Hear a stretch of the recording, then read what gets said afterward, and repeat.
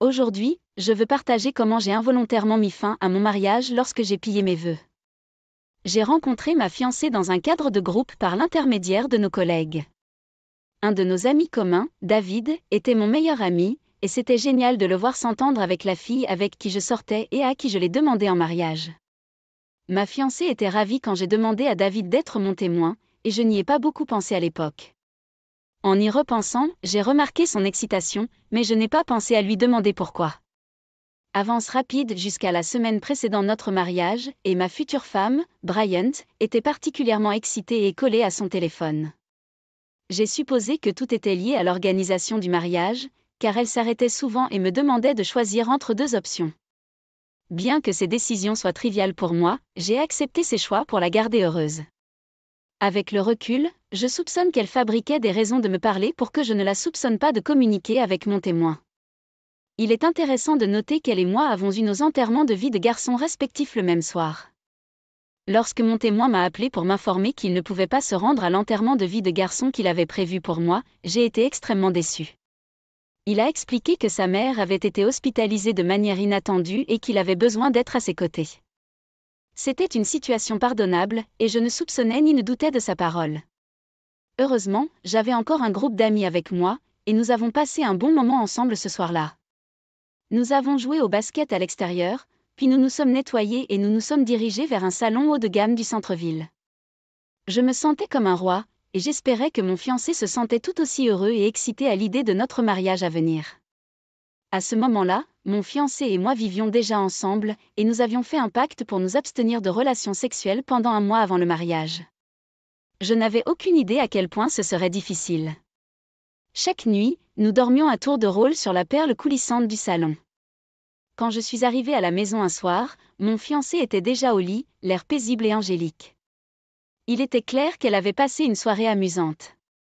Je l'ai doucement serré, mais en me retournant pour partir, j'ai remarqué quelque chose de brillant sur le sol près du bord du lit. La curiosité prenant le dessus sur moi, je l'ai ramassé et l'ai examiné de près dans ma main. À ma grande surprise, l'objet brillant que j'ai ramassé était un bouton de manchette fantaisie. Je ne pouvais pas m'empêcher de me demander à qui c'était. Mon fiancé ne possédait pas de bouton de manchette, et la seule paire que j'avais ne ressemblait pas à celle-ci. L'idée qu'un autre homme soit dans notre chambre m'a rendue anxieuse et j'ai commencé à me frotter impulsivement le visage, la tête et le cou. À ce moment-là, le téléphone de ma fiancée a vibré sur la table de chevet, et je pouvais l'entendre même si elle dormait profondément. Je me suis tenue à côté d'elle et j'ai lu ses messages, et une corde en particulier a attiré mon attention, celle avec mon témoin. Le SMS le plus récent était de lui, envoyé 4 heures plus tôt à 9 heures. En faisant défiler le fil de discussion, j'ai réalisé que mon fiancé avait invité mon témoin à son enterrement de vie de jeune fille, ce qui était inhabituel. Cependant, ce que j'ai lu plus haut était encore pire. Elle lui avait dit que la nuit de son enterrement de vie de jeune fille allait être leur nuit, car le lendemain elle m'appartiendrait.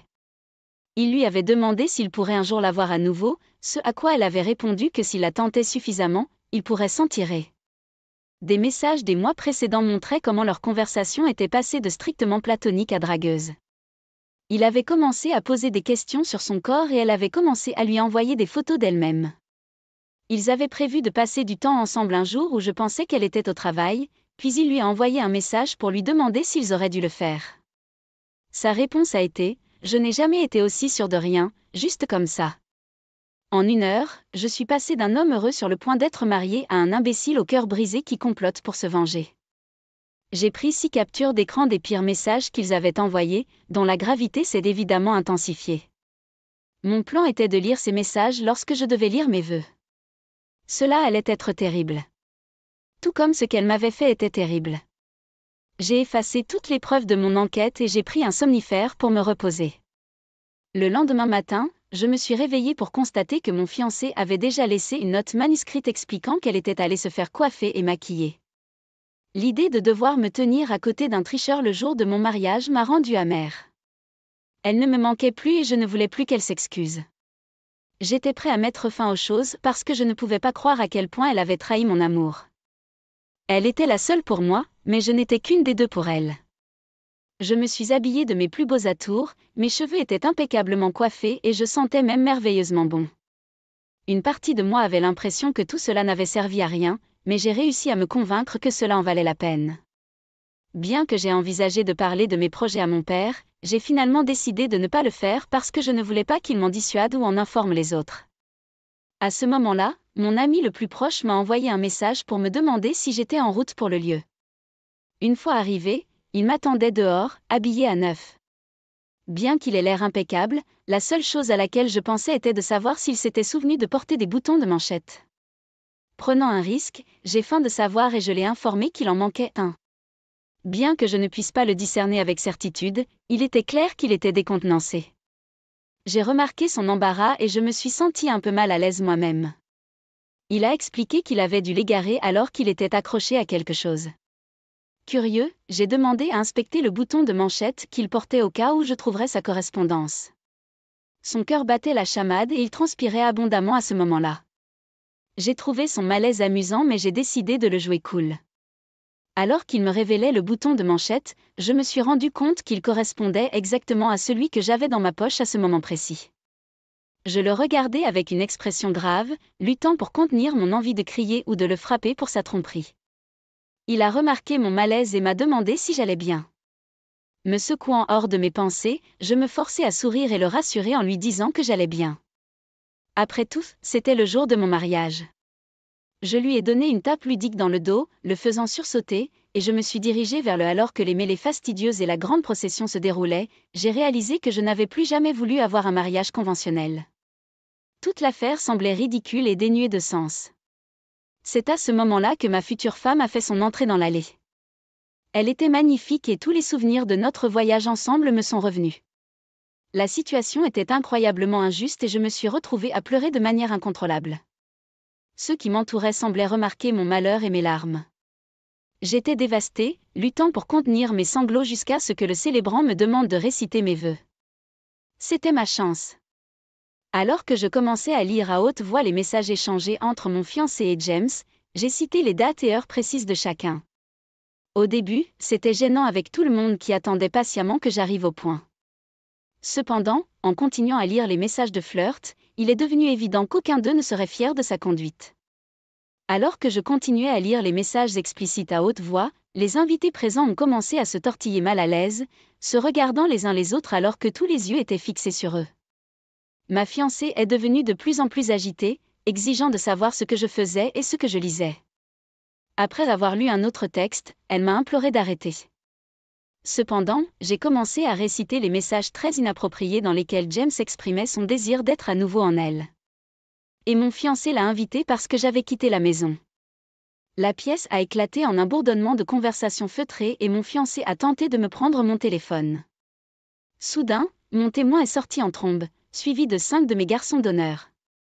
Alors que mon fiancé tentait de m'arracher mon téléphone, j'ai crié que j'avais des photos et des vidéos de leurs échanges illicites et j'ai proposé de les montrer à toute personne intéressée. Cela a fait sensation, les gens se levant rapidement de leur siège et quittant la salle. La célébration s'est demandé si nous allions toujours de l'avant avec le mariage, ce qui m'a incité à laisser échapper un rire bruyant et sarcastique. Mon ex était maintenant à genoux, vêtu de sa robe blanche et sanglotant de manière incontrôlable à l'hôtel. Ces demoiselles d'honneur étaient figées sur place, ne sachant pas comment réagir.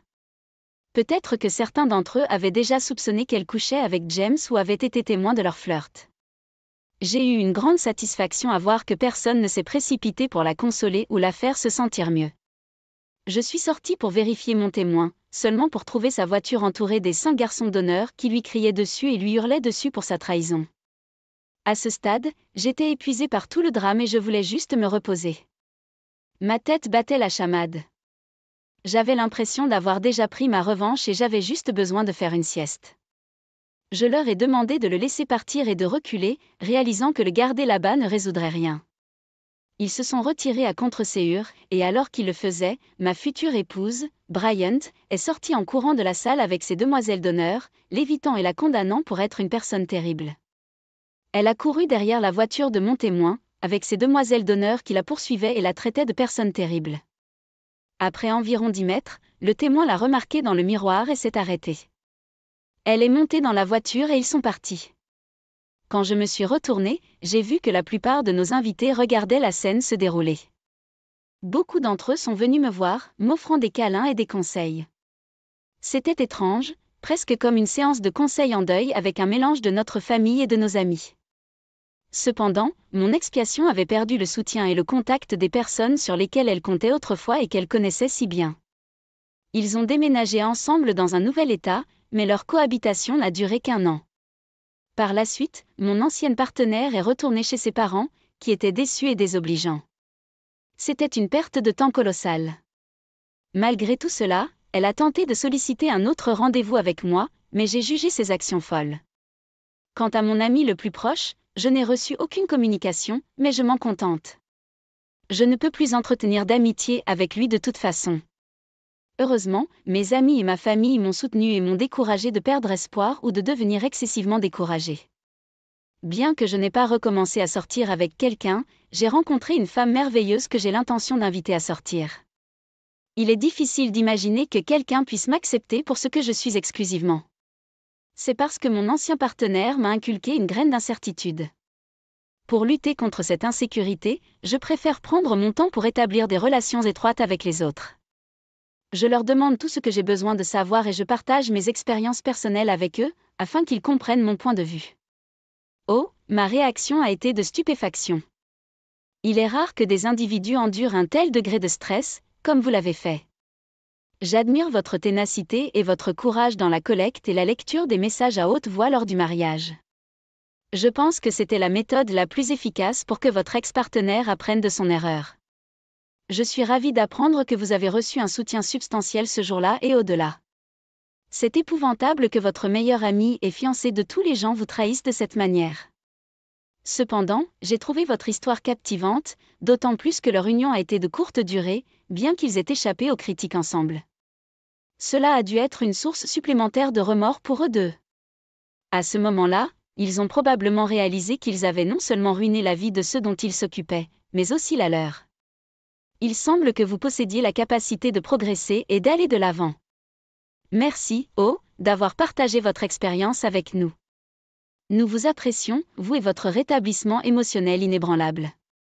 Merci à tous d'avoir pris le temps d'écouter l'histoire d'aujourd'hui. Si vous avez aimé écouter, n'hésitez pas à aimer et à vous abonner si vous ne l'avez pas déjà fait. Commentez également ci-dessous avec vos réflexions sur ce qui s'est passé. Prends